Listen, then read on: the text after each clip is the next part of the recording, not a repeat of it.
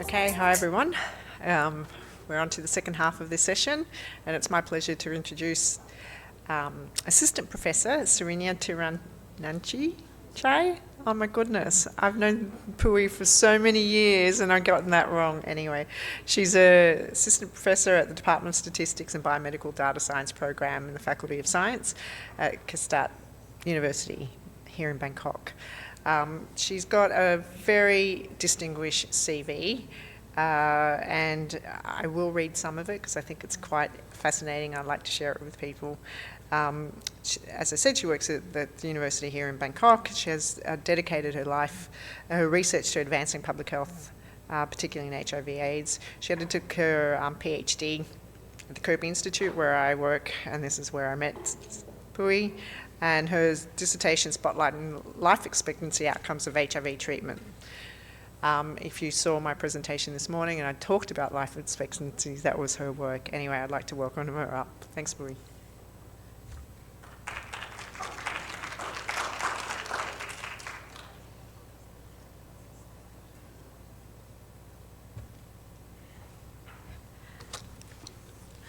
Good afternoon, everyone, and thank you for introducing me.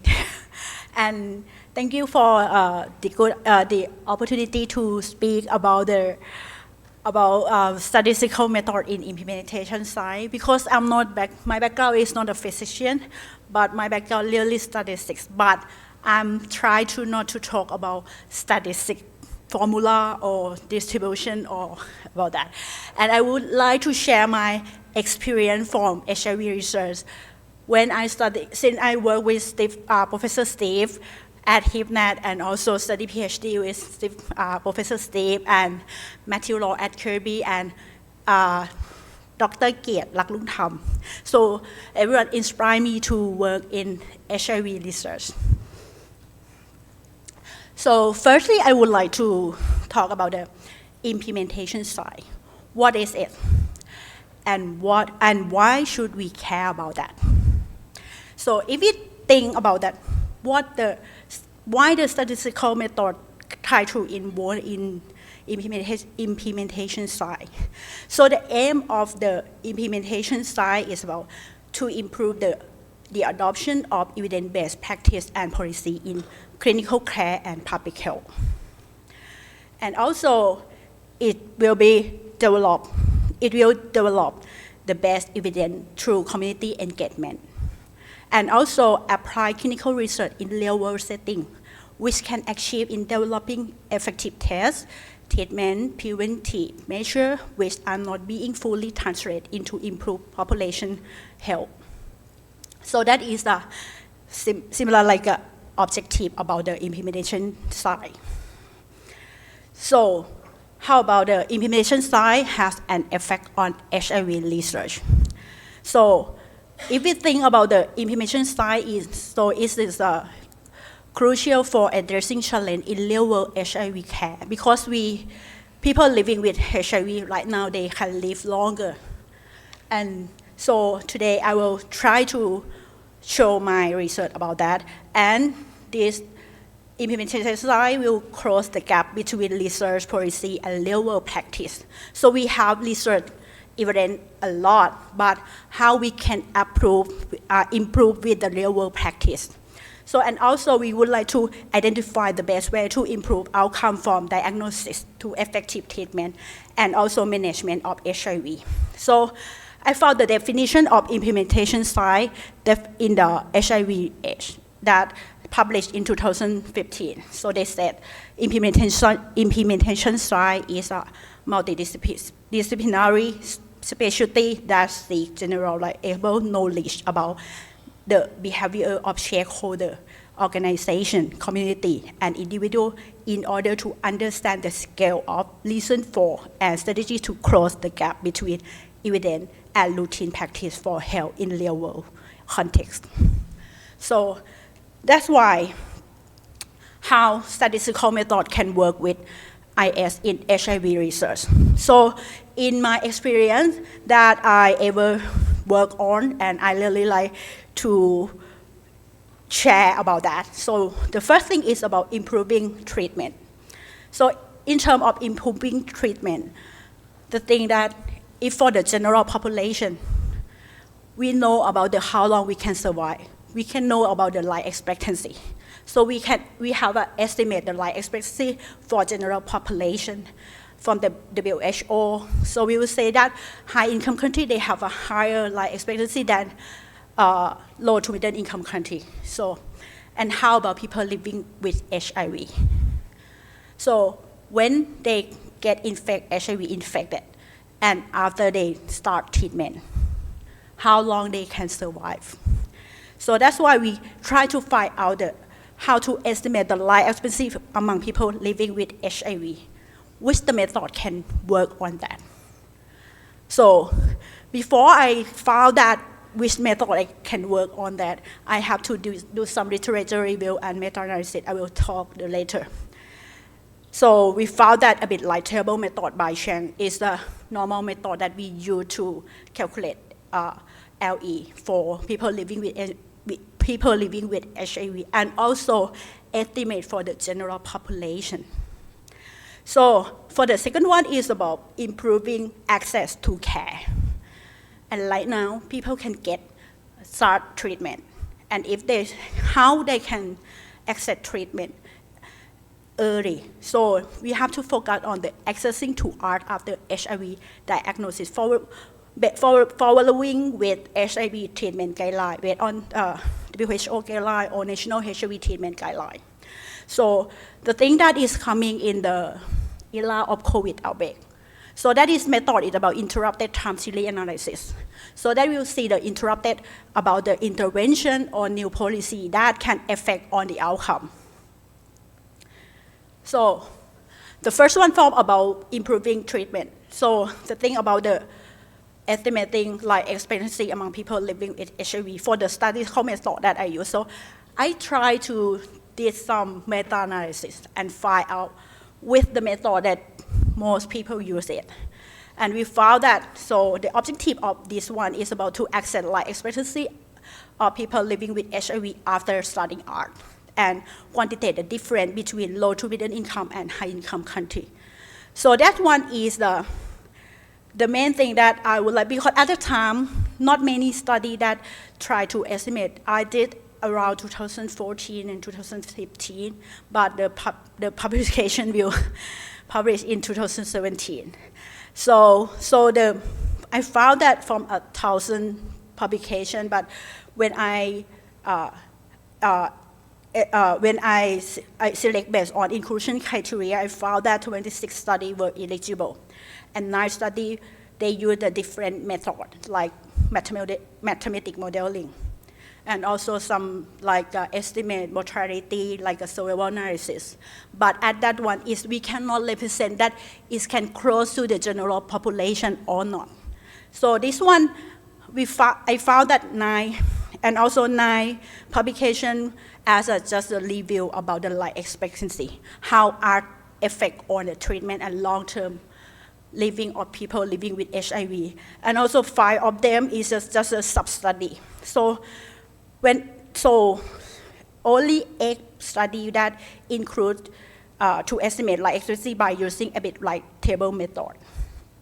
So that's why we look at the result. So, and this one's from some point that I grabbed from my publication is about the study period based on life expectancy. So the first one from RCC cohort from North America and Europe, and also May from the UK cohort, and Sanji from the North America. So that one is, they have only 3 studies that they estimate based on the period of starting art. So the periods of starting art that affect on the era of art that they use combination art, or they use like just only NRTI, so that we can see that they have a trend about that from 19, sorry, I need to. So we'll see that they are increasing trend in the period of art from when they start at age 20 years.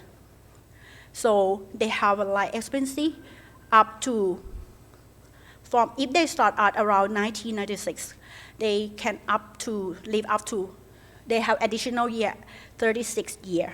And when they start in around 2003 and 2005, we found that they increased additional life year up to 49 year from age 20. It means that they can live up to 69 years. And also, if they will see the same trend when in the recent period can increase the life expectancy. And also when we look at in the low to middle income from Rwanda. So that's one is just only, they have from Uganda, but they did not analyze based on period of starting out, but just only from Rwanda at that time. So that's when we found that if during period before 2008, it's just only 21. And also when after 2008, they increased up to 29 years. So it means that in low to middle income country, people can live, if they start out at age 20, they can plus 29 years for that life expectancy. It means that it's 49 years.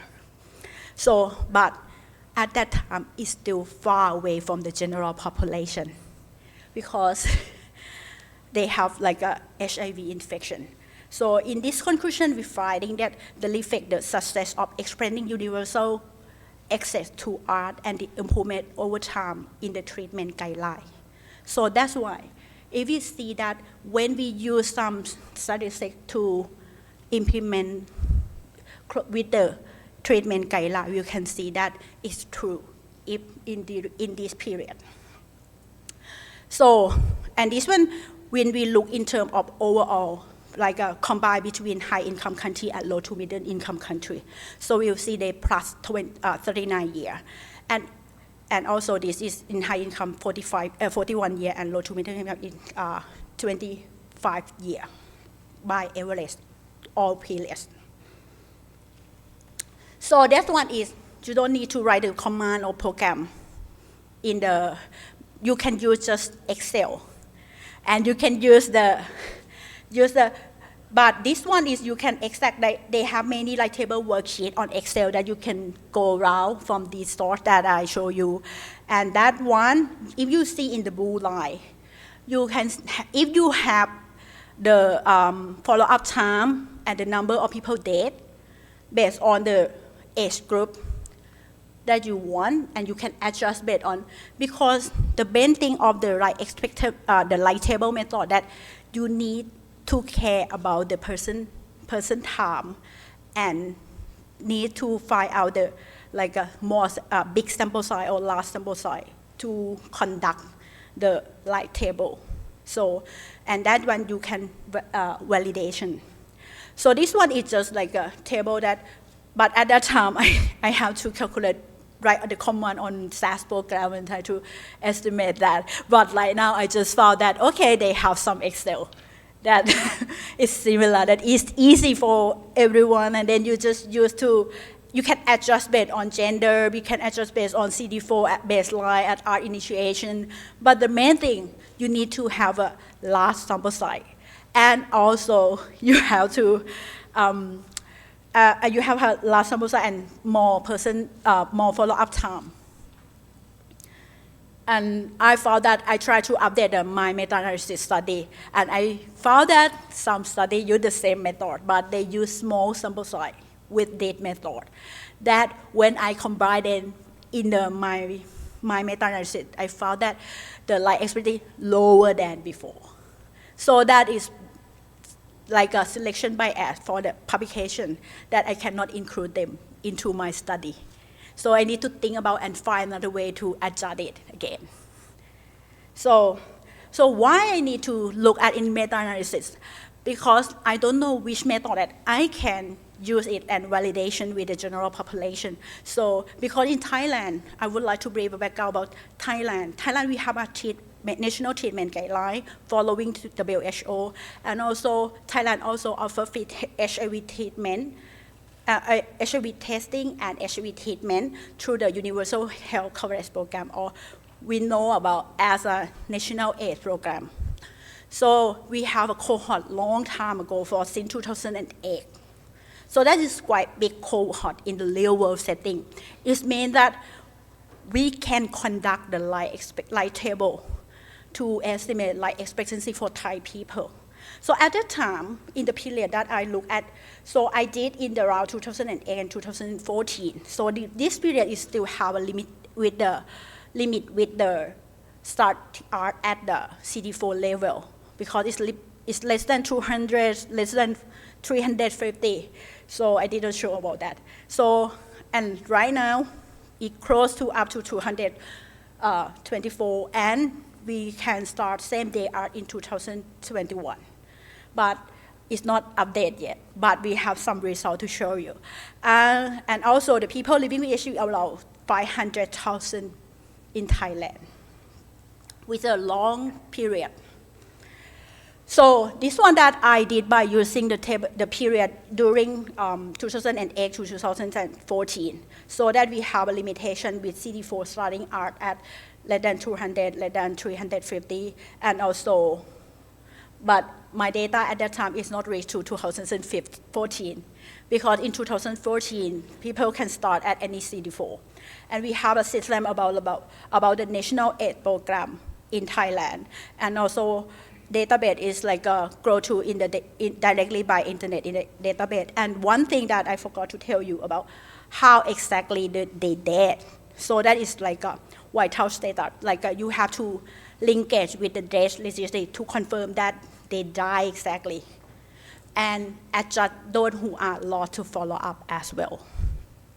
So in this one, we estimate the life expectancy of Thai people living with HIV after ART, and we will stratify by factor associated with mortality. And we found that in the total 200,000 patients in this cohort, 54% were female, and median age at ART around 37 years. And most of them, 92%, start in NRTI. So at that time, people can, after 2003, Thai people can start with an NRTI as a combination art. And also, but it's still lack of the CD4 result because we found that only 63% have a CD4 measurement at art initiation. So the very lower CD4 at the median 109. And the duration time at that time is 2.8. And when we look at the mortality rate, is what 3.5 per 100 person a year. And when we adjust those who died who die before 6 months after art, so when we look at the period, those who start art at 6 months, we found that they're very high at 4.9 per 100 person year, because like at that time people come to late diagnosis and they start at very late, so that they have a high mortality rate at the first 6 months. So that I try to summarize about the Thai estimate life expectancy of Thai people living with HIV when they start from age 20 years, but we have the result about age 35 as well, but the result is not too different. I want to show that for the first one, for overall, we will found in the orange line, we found that from age 20, when they start at age 20, they can live up to 45 years. It means plus 25 years additional lifetime. So for men, it's just 42. And for women, it's 50 years. So it's that this one did not adjust and look at just only overall, did not adjust anything. And when we compare with the meta-analysis that I did before in the green line, so it's a little bit close to for the low to middle income country. And when I adjust those who can survive after 6 months ART, so I try to drop those who die before 6 months. So that makes its life expectancy increase up to 59 years. And when compared with the general Thai population, is still gap, because the general Thai population, they can survive up to 76 years. So we'll still have a gap about 15 years. So, and also when we look at in the periods, so we have some problem. We found that they have, because in the recent year in 2012 and 2014, it's like, because they have a short-term follow-up for people who start out, so that make they have a lower, because the mortality is increased still in case based on less follow-up time. And when we adjust after 6 months, they increase it. And it's quite close to the general population from the 65 to 76. This one you will see the trend after improvement of treatment guideline based on the CD4, that people can start CD4 at higher and also in that period, where make it close to the general type population. And also when I look at to adjust based on the CD4 start, we see that if people can start CD4 up to greater than 350, so they're still healthy and they start out.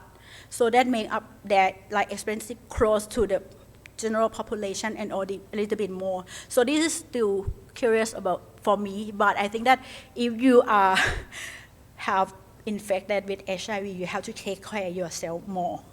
And you can go to check every year, like we have free offer to check their health every year, because you have to, maybe you can got the effect from art, or so that's why you have to monitoring about treatment. So, and people, maybe general population, they don't know. They just ignore, okay, I'm still healthy. I don't need to go to see the doctor. So that is I just, maybe it's still the question about this one. So the conclusion for about this one is about increasing life expectancy with increasing baseline CD4 cell count. And similar with the estimate life expectancy in the low to middle income country in the recent meta-analysis. And also this one will support the WHO guideline and Thai national treatment guideline to start at irrespectively of CD4. So, for the second one, if we talk about the accessing to art or what the implement of the intervention or new policy that come up in that time and can interrupt it at the time. So this one is coming during the COVID outbreak. Many publications, they try to think about when COVID outbreak, what happened in the HIV cascade. But for my term, I would like to brief about the ITS first. The ITS study design is being used for evaluating the intervention, with particular source for the intervention introduced at the population level over a clear defined time period, and like a pre and post period after intervention. So, and the target population level health outcome. So that is about the kind of, like, you don't need to get the individual data. Maybe you have to get the time series data that is in terms of monthly data, yearly data, for as a count number, who access art in each year, in each monthly. So you can correct those statistics to use this method.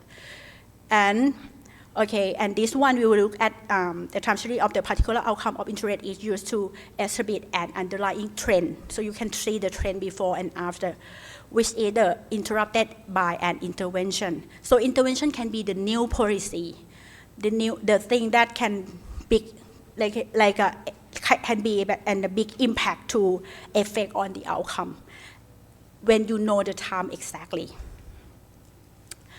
So when to use the interrupted time series analysis? So a continuous sequence of observation on the population taken repeatedly over time. So it's like you have to correct the number as statistic as a monthly, daily, or yearly, or that you will see that the number of people who die because HIV, they will have the correct as monthly. So you can use those data to apply with this method. And so the outcome of ITS work best within the short-term outcome. Because for my, I think it's around is around 2 years, like a 24 months before and after. But I think that it depends on the trend of the before and after. And okay, so the data requirement is about sequential measure of the outcome should be available both before and after the intervention. So we have the period before and the period after. And when the intervention, interrupted of intervention come up, you will see the difference between pre and post period. And should be equal, but sometimes we cannot wait, but we want to see the trend or effect on the short term. And this one, maybe just one slide about the equation in terms of statistic model. So I think everyone know about the linear regression. Because the linear regression, we will use the mathematical model to see the relationship between the outcome. And also that we will see that in this one based on Y is the outcome. And this outcome, that is flexible. The thing that can be flexible is Y can be count data, when can be as a binary data. That is, you don't need to specify the distribution of outcome. And also you can see the effect side at each time or period. So when they start at beta soon or this point is like a beginning or baseline. And then after that you can see the trend before, based on the slope that represent on the beta 1. That is see the trend of the period before the intervention. And when you have the intervention at exactly time, you will see the change between the first period and the second period at this time. And after that, you can see the trend after the intervention. So all these coefficients can show the effect of the model and how the intervention can affect on the outcome.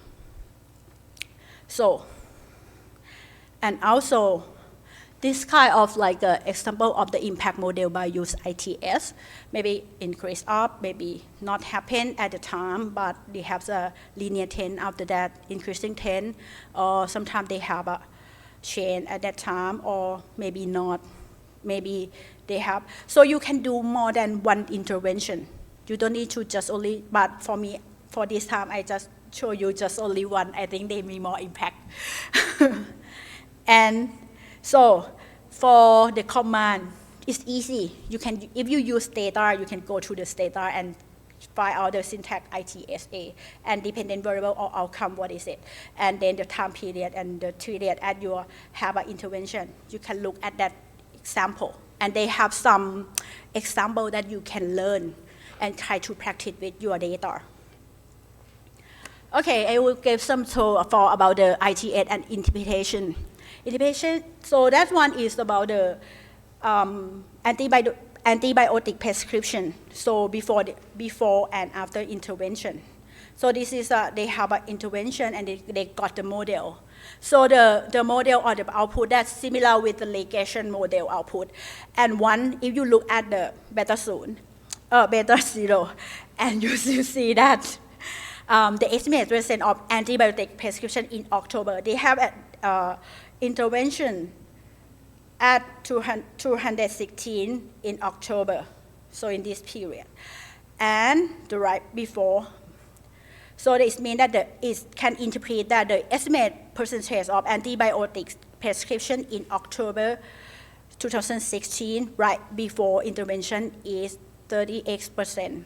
And before, it means start from that. And before that, this line, before intervention, the percentage of antibiotic prescription decreased. So the minus is show the decrease, but it's a plus is show increase. So 0.7% every month, because this data is correct by monthly. And for the right after intervention, the percentage of, so that one is like quite easy to change between before and after. So the percentage of antibiotic prescription decreased by 5.4%. And after intervention, you can see the trend. So this trend is slope of this one. You see that we can see the trend. So the trend from this one and this one can combine, look at as an overall trend for the linear trend. We will see that 0.7 and 0.6 plus equal 1.3%. So if we ignore about the intervention, we will see overall trend is about 1.3 decrease every month. So that is a point that we can estimate. So this one that I just found that about the temporary change. This is a study about the temporary change in pediatric and adolescent HIV outcome across the care continuum in Zambia. So they use the interrupted time series. So, and we will see that they have an intervention two period in January 2014 and in January 2017. And they classify by age. And I select to show you how they start out at 3 months. So they can start out at 3 months from at age 15 to 19 years. So in this one, we in the method, they include naive patient age less than 19 who enrolled during January 2011 until to March 2019. And they use ITS to estimate the rate of ART initiation at 3 months, by 3 months. So they have shared a new guideline in 2014 and 2017, so this period, and this period in the late line. So we found that among adolescents aged 15 to 19, both in the 2000 period, 14 and 17 guideline led to sharp increase. We'll see in our initiation guideline were implemented. So that we can see the effect. We don't know that, we don't need to look in the detail every one of individual case, but we can summarize in terms of the count data that how many people can access ART by 3 months. And also, they found that after 2014 guideline, the rate of ART initiation continue decrease. And also after in 2017, and increase after 2017. So before, going from 52% before the 2014 and to 96% after 2017. So you can look at more detail in this one from the bottom more in the published in Lancet HIV 2022. So how about me?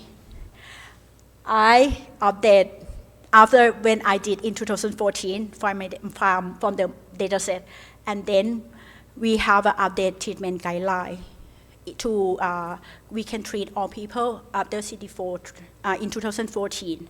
So that's why we get more data and for more follow-up, and also look at in the, we can see the change in the green period that anyone can start out at any CD4.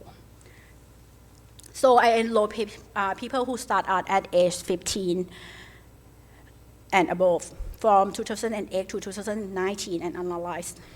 And estimate at age 20, and we will present at age 20 and age 35.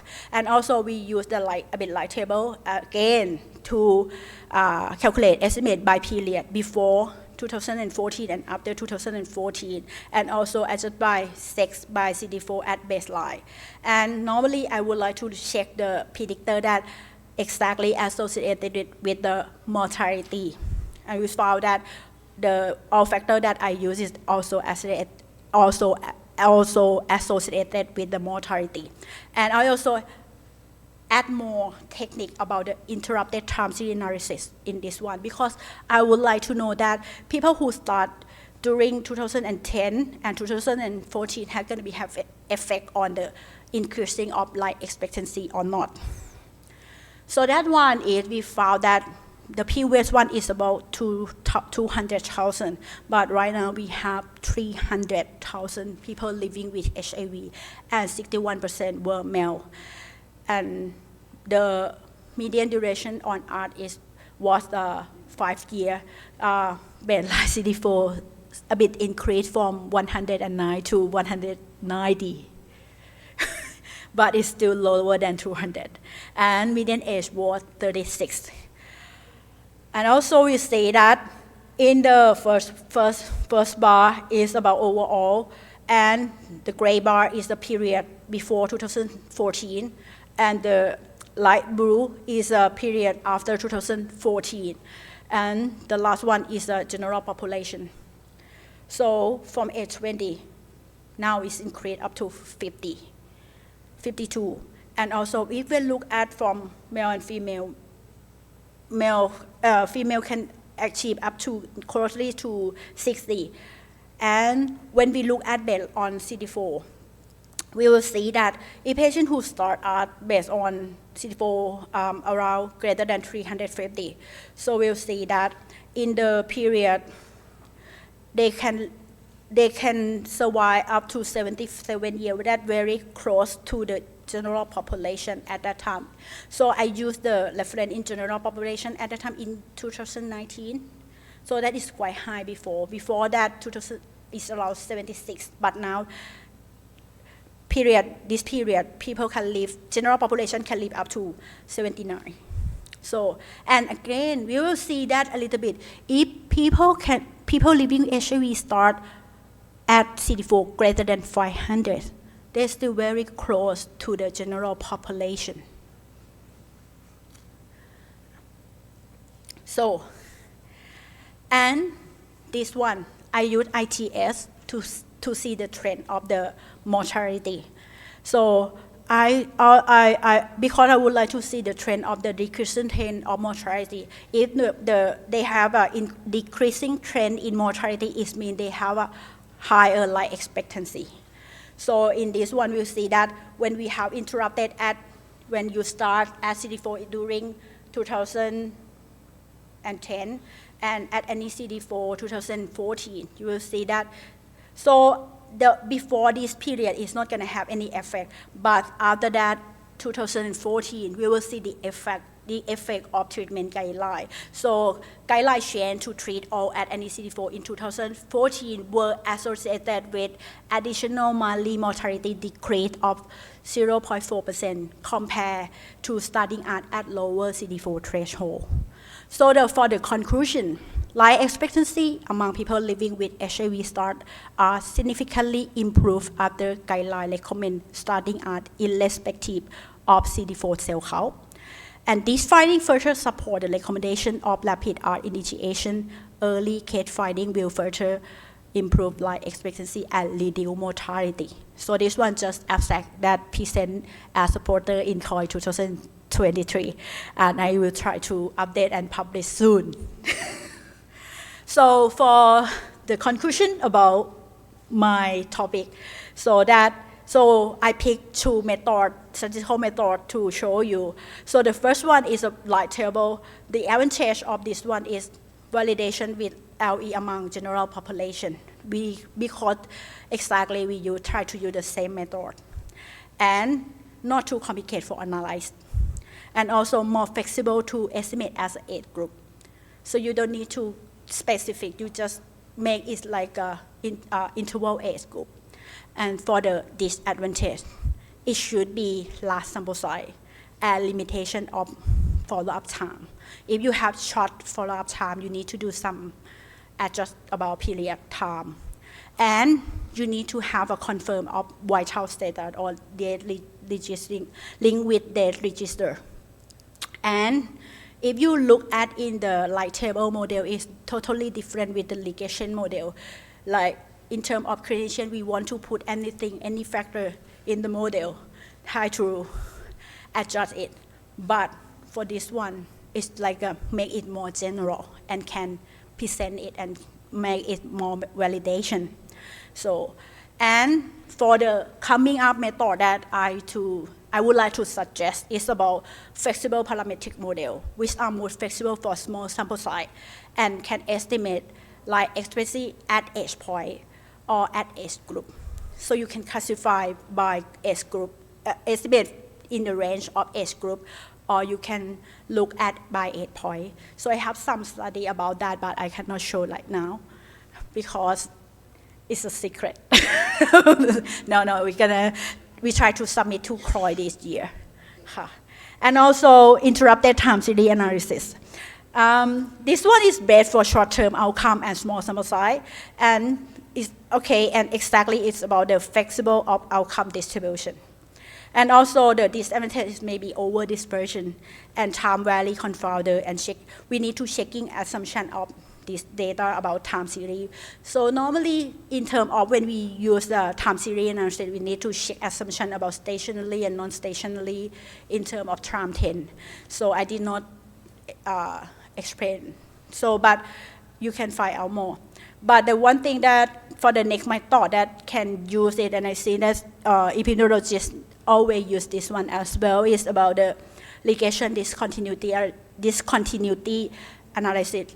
So, but this one can require the large sample size. Maybe you can see the long period and you look at individual record. And this have a power for the several existing clinical and administrative database. So, all I have, and thank you for your attention.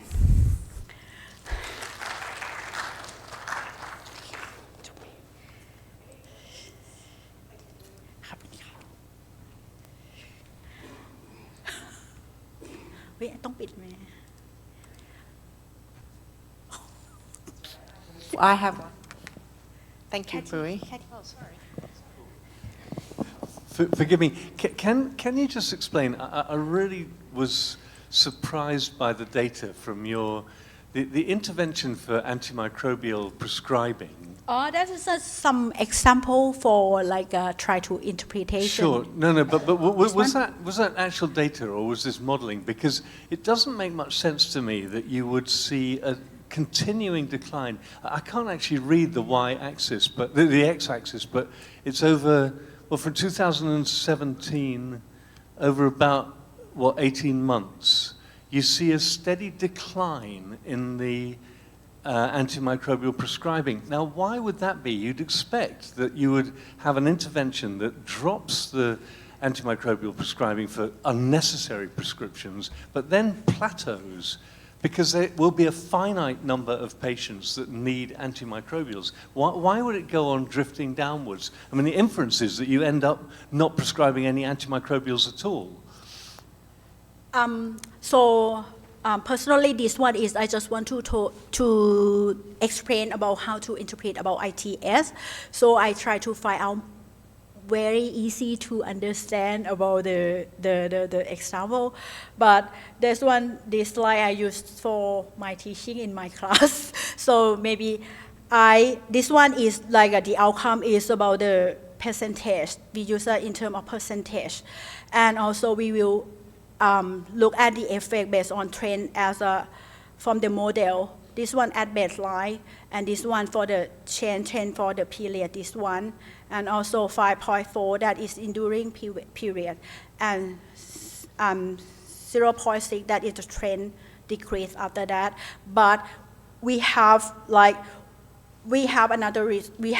result about the overall linear trend. So it means that when we combine both that one, it's from this one, the slope from the first one, the P intervention, and the slope after intervention, and combine to see the effect of the trend overall, and to see that. But I think that they did not try about this one because maybe that did not have any significance in the model, because I did not show the result of p-value to see that. But usually, if they not significant, so we're not gonna explain about that. But just try to point out to how to interpret about that.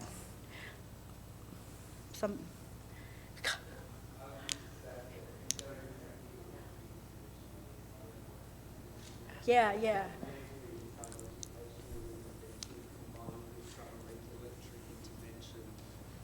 That